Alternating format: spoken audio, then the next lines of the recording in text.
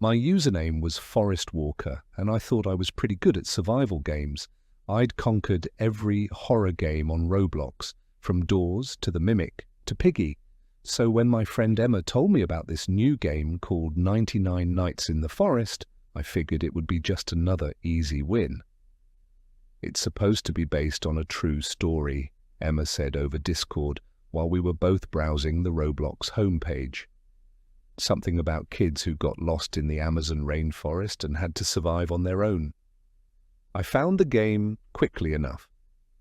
The thumbnail showed a dark forest with a single campfire glowing in the center, and the description was simple. Survive 99 nights, rescue the missing children, keep the fire burning, the forest is watching.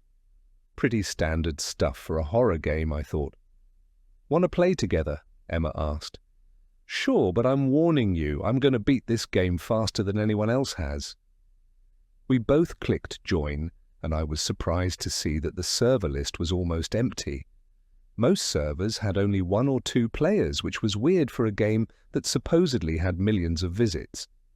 "Let's try this one," Emma said, clicking on a server labeled Night 97 Final Hours. Wait, Night 97? Shouldn't we start from Night 1? But she'd already joined, so I followed her in.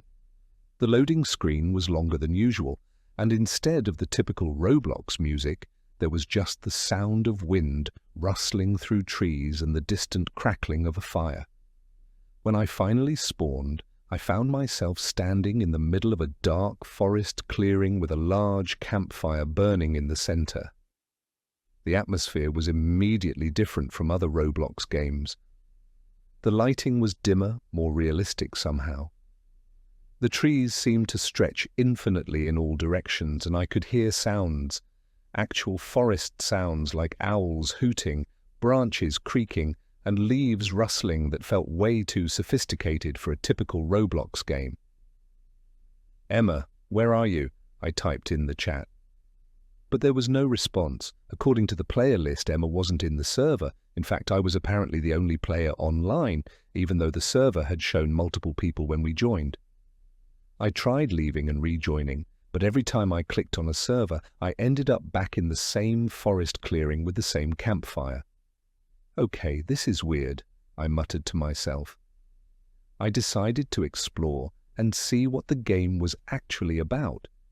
Near the campfire, I found a wooden sign that read, "Ranger Station, Night 97, Missing Children, 4, Survivors, 1. Keep the fire burning, the deer is hunting." The deer? What kind of name was that for a monster?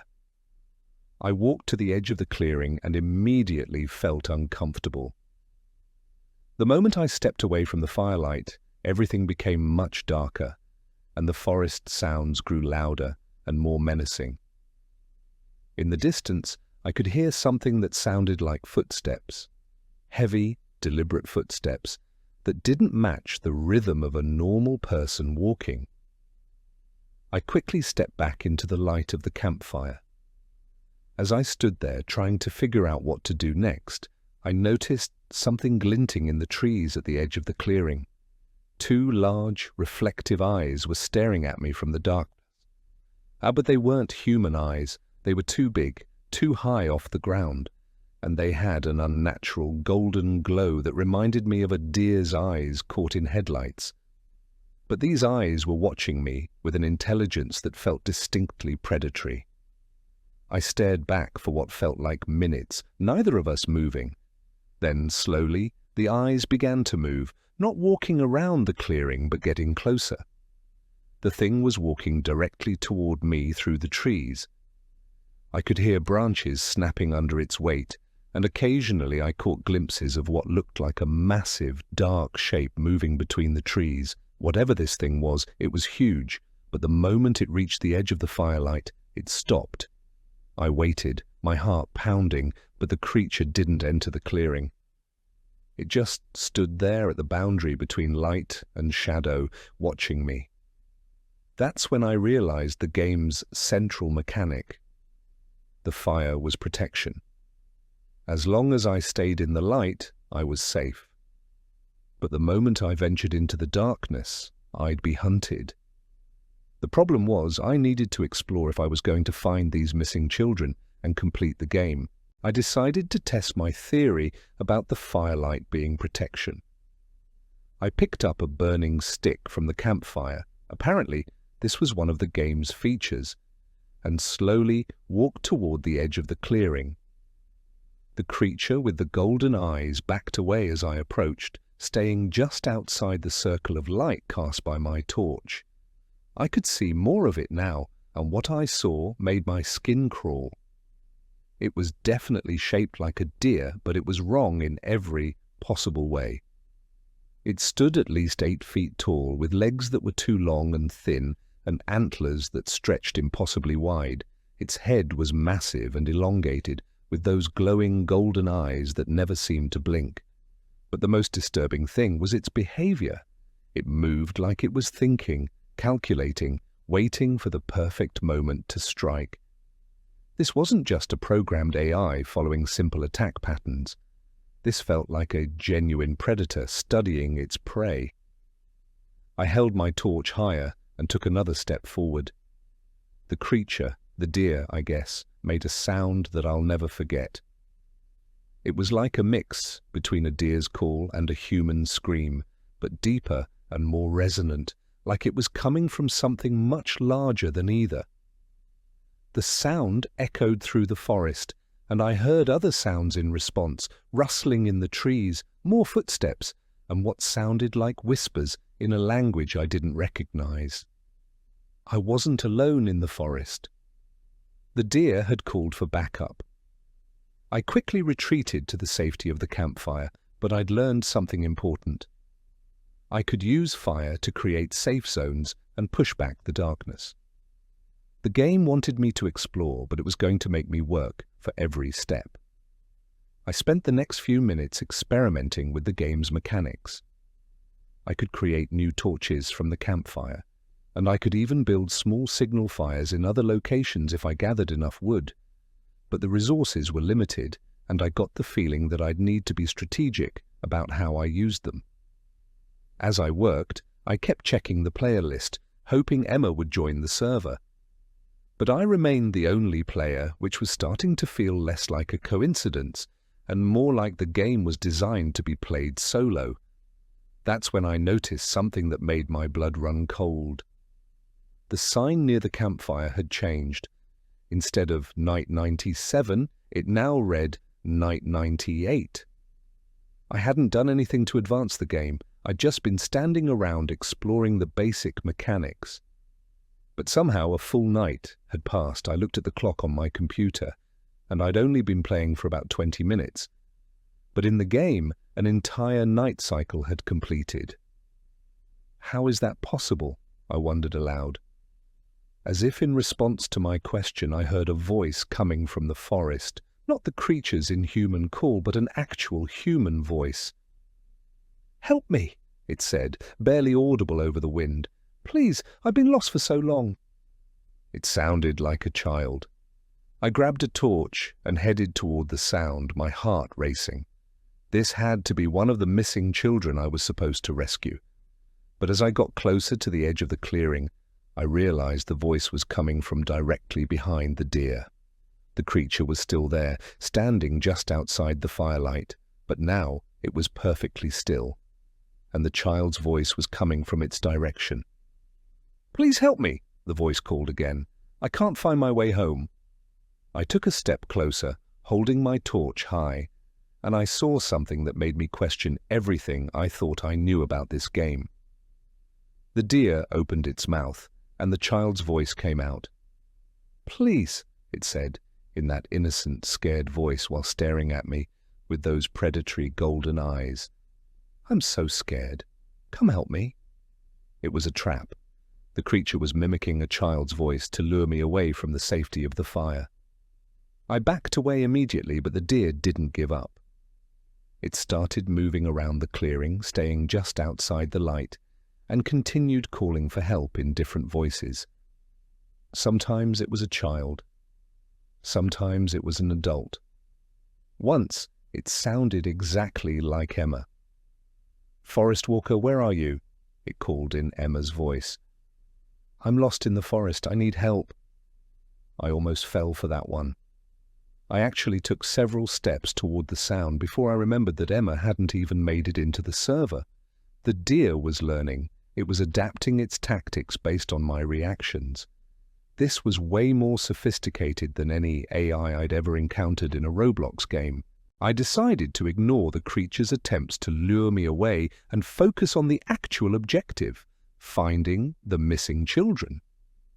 The game had said there were 4 of them, and I'd need to rescue all of them to complete the challenge. I built a small signal fire at the edge of the clearing extending my safe zone and began systematically exploring the forest.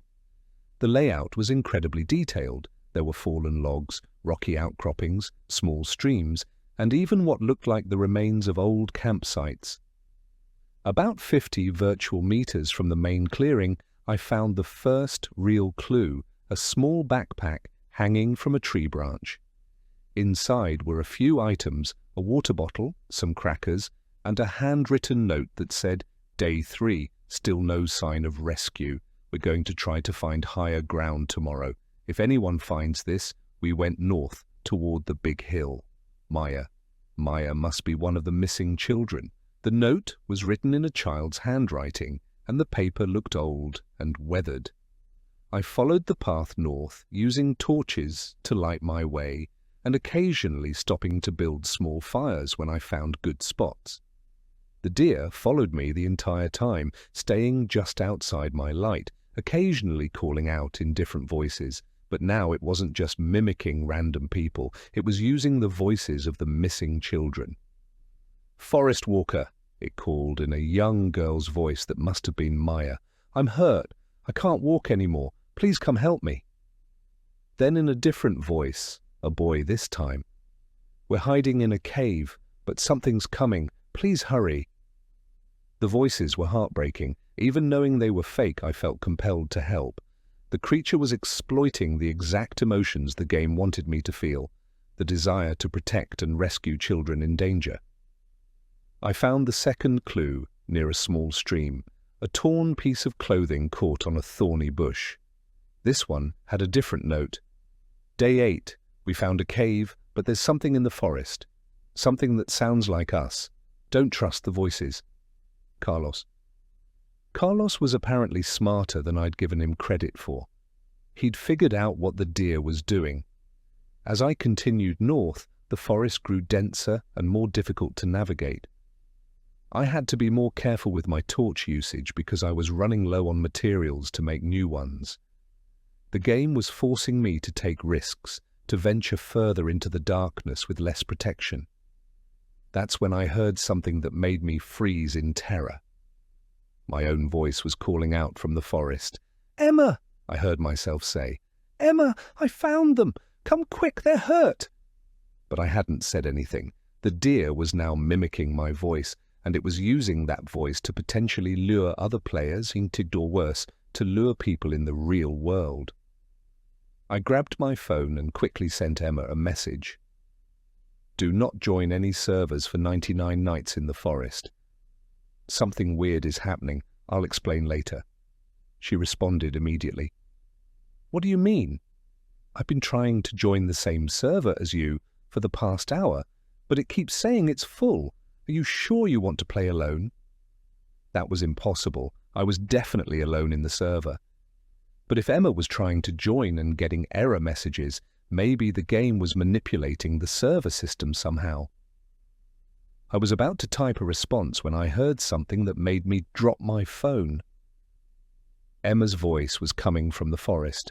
"Forest Walker, I finally made it into the server," she called out. "Where are you? I'm lost and I can't find the campfire." But I'd just been texting with Emma, and she'd said she couldn't join the server. The deer was now mimicking people in real time, using their voices to create confusion and terror. I quickly typed another message to Emma. "That's not you calling out in the forest, right? You're still not in the game?" Emma: "What are you talking about?" "I'm not in any game right now. I'm doing homework. Are you okay?" The creature was escalating its tactics. It was no longer just mimicking generic voices. It was somehow accessing information about my real life and using it against me. I pressed forward through the forest, trying to ignore the increasingly sophisticated attempts by the deer to lure me into the darkness. The creature was now using not just Emma's voice, but my mum's voice, my dad's voice, even my teachers from school.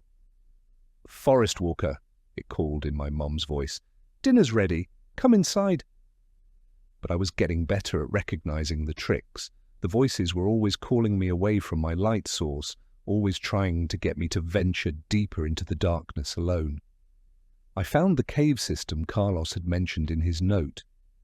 It was a complex network of tunnels and chambers carved into a large hill, and I could see evidence that people had been living there.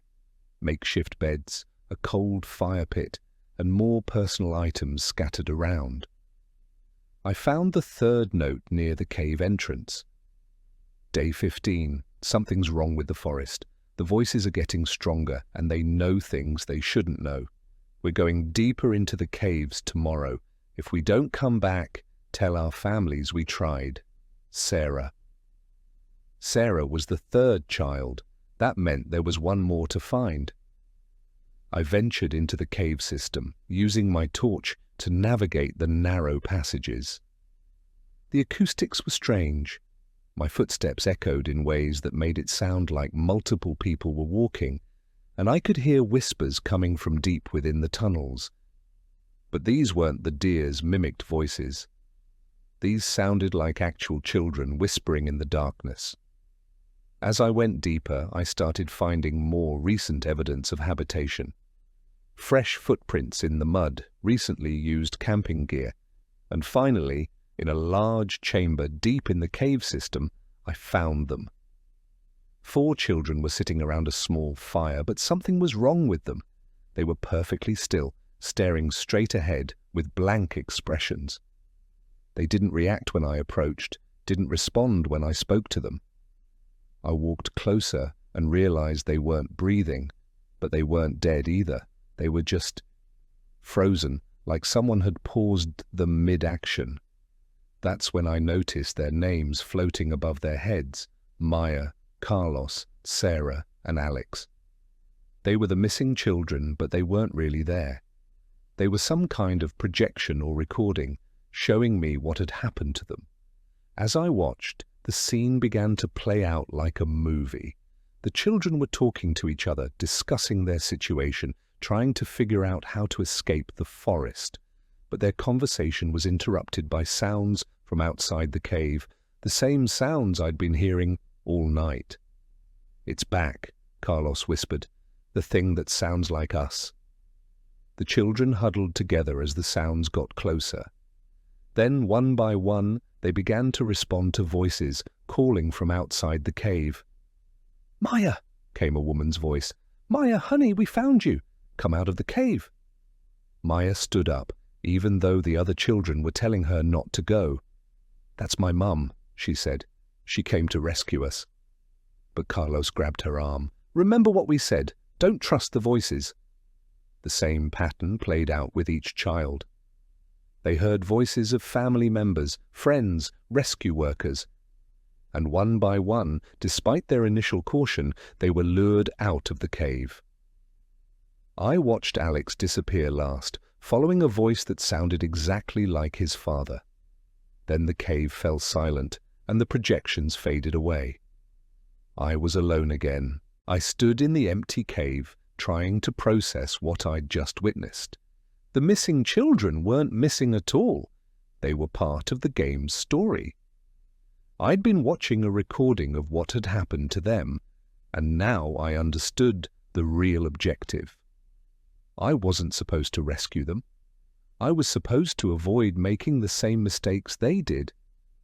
The game wasn't about survival in the traditional sense. It was about resisting psychological manipulation, about learning to distinguish between reality and deception. And I was failing. I'd been so focused on the mechanics, the fire, the torches, the exploration, that I'd missed the real test. The deer wasn't just a monster to be avoided, It was a representation of manipulation itself, testing my ability to resist increasingly sophisticated attempts to control my behavior. But understanding the game's true purpose didn't make it any less terrifying. If anything, it was more scary now that I knew what was happening. I made my way back through the cave system, but when I reached the entrance, I found something that shouldn't have been possible. The deer was waiting for me inside the cave. It had somehow entered the space that I'd thought was safe, and it was blocking my exit. Up close, I could see that it was even more disturbing than I'd realized. Its eyes weren't just golden, they were filled with an intelligence that felt almost human. "Forest Walker," it said in my own voice, "you've learned too much. The game is over." I raised my torch, hoping to drive it back, but the creature didn't retreat. Instead, it spoke again, this time in a voice I recognized as my own, but saying words I'd never said. "Emma, I need you to meet me at the old playground behind the school. I found something amazing, but I need to show you in person. Don't tell anyone where you're going." My blood ran cold. It wasn't just mimicking my voice anymore. It was using my voice to potentially lure my friend into danger in the real world. I fumbled for my phone to warn Emma, but when I looked at the screen, I saw something that made my hands shake. The phone was displaying the game. Not a separate app or browser window. My phone's screen was showing the same forest clearing, the same campfire, the same deer. Somehow, the game had moved beyond my computer and was now running on my phone as well. I tried to close the app, but there was no app to close. The game interface had replaced my phone's normal operating system. "Emma," the deer said again, in my voice, "meet me at the playground. Come alone." I could see my phone's messaging app opening on its own, and I watched in horror as it began typing a message to Emma using my voice and my identity. The game was trying to manipulate my real-world relationships. I realized I had to act fast. If the game could access my phone and potentially contact my friends, I needed to warn them immediately using a different method. I ran upstairs to my family's computer and quickly logged into Discord on the web browser. I sent Emma an urgent message. "Do not meet me anywhere. I'm at home playing a game. If you get any messages from me asking you to meet somewhere, it's not really me. Something is wrong with this game." Emma responded immediately. "I just got a weird text from you about meeting at the playground." I was about to leave. "What's going on?" "Stay home, lock your doors. I think this game is somehow able to access phones and impersonate people. I'm going to try to figure out how to stop it." I went back to my computer, where the game was still running. The deer was still in the cave, still blocking my exit, but now it seemed to be watching me with a different kind of attention. "You're trying to break the rules," it said. "That's not how the game works." "What game?" I asked aloud, not expecting an answer. But it did answer.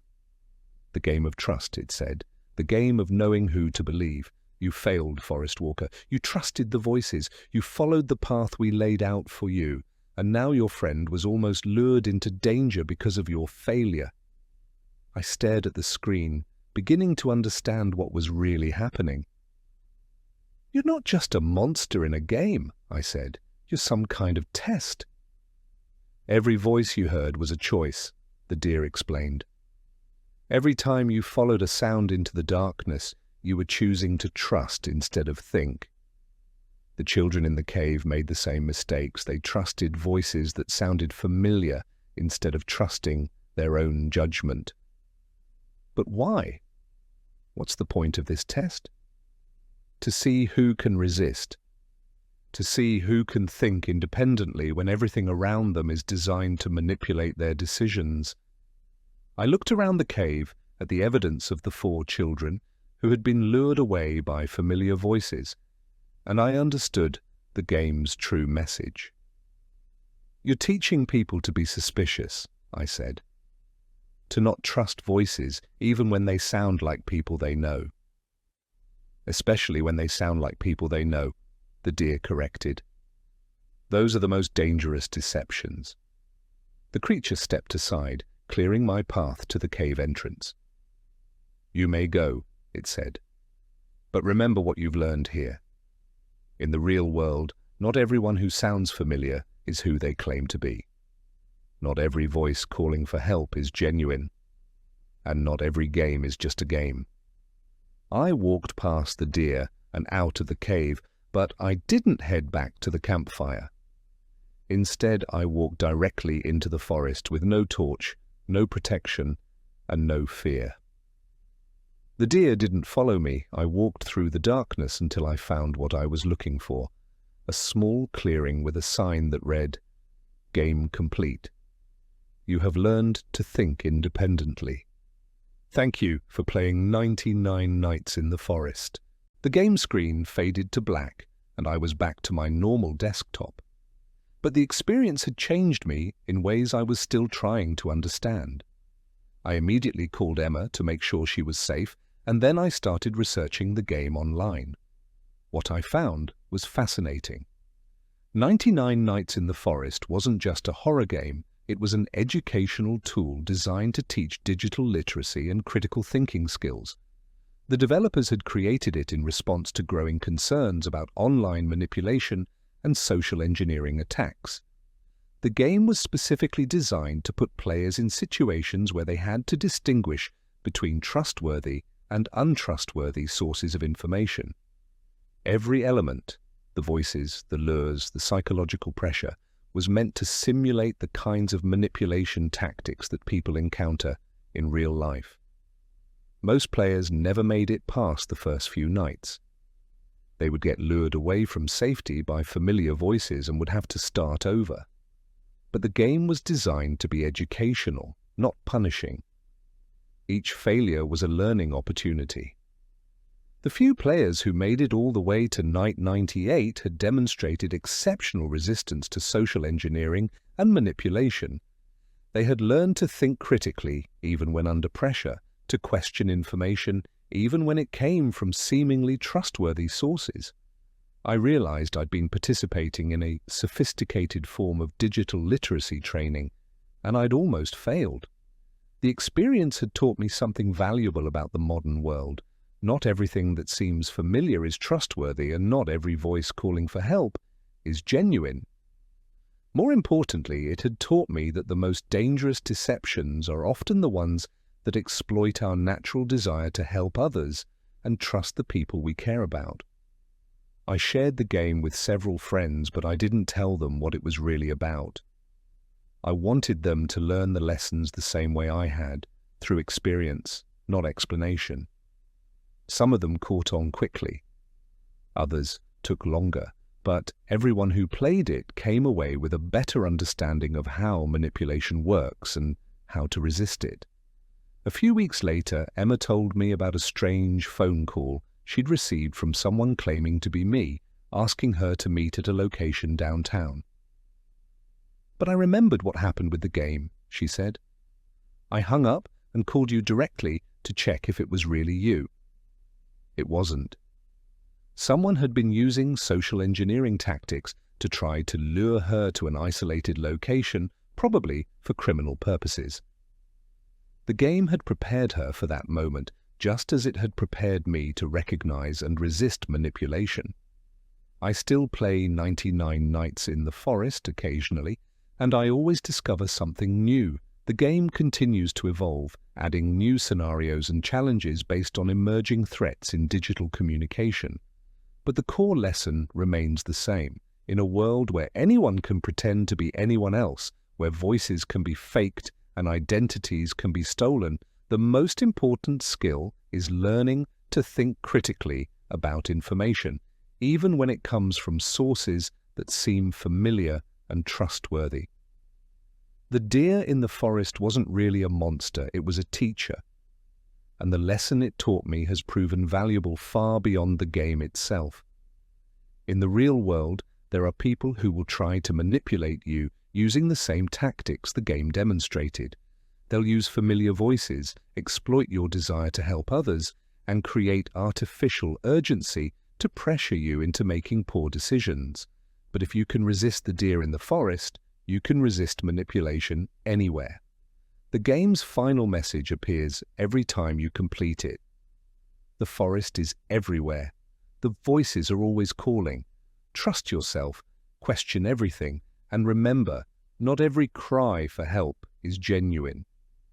It's a lesson that everyone should learn, whether they're gamers or not. Because in the end, we're all trying to survive our own 99 nights in the forest. And the most important tool we have is our ability to think for ourselves, even when everything around us is designed to make us stop thinking. The game taught me that the real monster isn't the thing in the darkness. It's the voice that convinces you to walk into that darkness in the first place. And once you understand that, you can never be truly lost in the forest again.